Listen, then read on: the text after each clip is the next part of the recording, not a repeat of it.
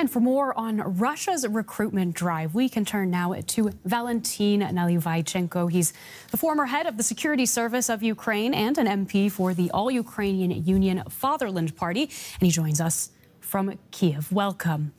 The biggest conscription campaign in over a decade is now underway in Russia as Putin expands his military. The official line is that they won't be sent to fight in Ukraine. But what do you think this will mean for Ukraine, both in the short and the long term? We still experience the expansion of Russian aggression. We do see that Putin, his regime, is expanding all the human forces against Ukraine, trying to occupy more land and trying to use as much as they could, even they are keeping up of shelling civilian cities, of using missiles against civilian cities of Ukraine. The last Friday, we lost 20 people dead in Kривому Розі, including 9 children, because of this expansion of Putin and his aggression, and using again against us all forces he could and can. And do you think by recruiting additional manpower that this could have long-term impacts on the battlefield in Ukraine? Yeah, we're sure that Russia government and Putin will send them, young people of Russian young people, to fight against Ukraine. There is no other goal for his recruitments. There is no other goal so far for his policy and for his absolutely unjustified war against Ukraine.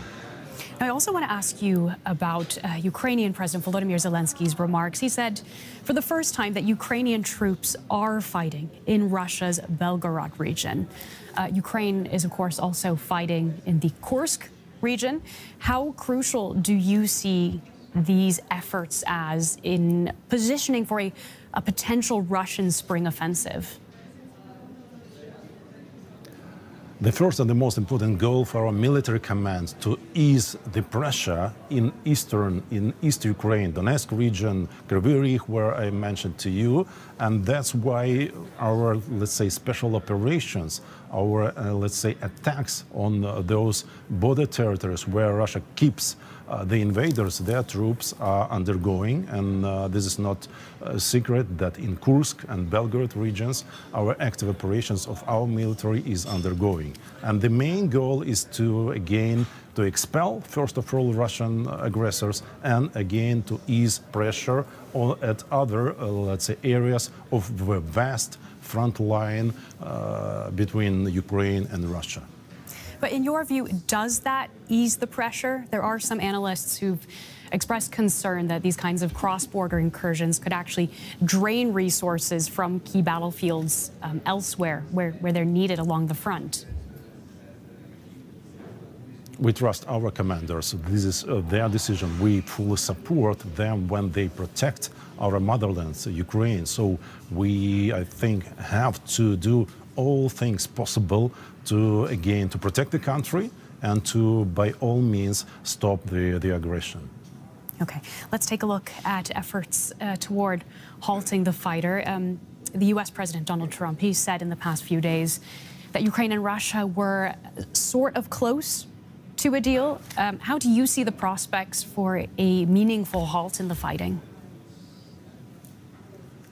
The main thing from us, from Ukraine, we confirm that we are ready, and we really acknowledge that we are ready for the full ceasefire along the front line, along the whole front line, entire front line between Ukraine and Russia. That's the first and the most important thing. Plus, we do rely on our partners, European partners, Germany, Great Britain, France, and others, to stay together, to keep up together, to stop Russian aggression, to stop fighting, to cease fire, and then to start real negotiations how to really stop with Putin's aggression. And by the way, the only man, as we understand in this world, who still wants to conduct the aggression is Mr. Putin. That's why we need to stay together with Europe and with the United States as well. We do rely on this firm position, first to cease fire. Thank you so much for speaking with us today on DW News. That is Ukrainian Thank you. MP Valentin Nalyvaichenko.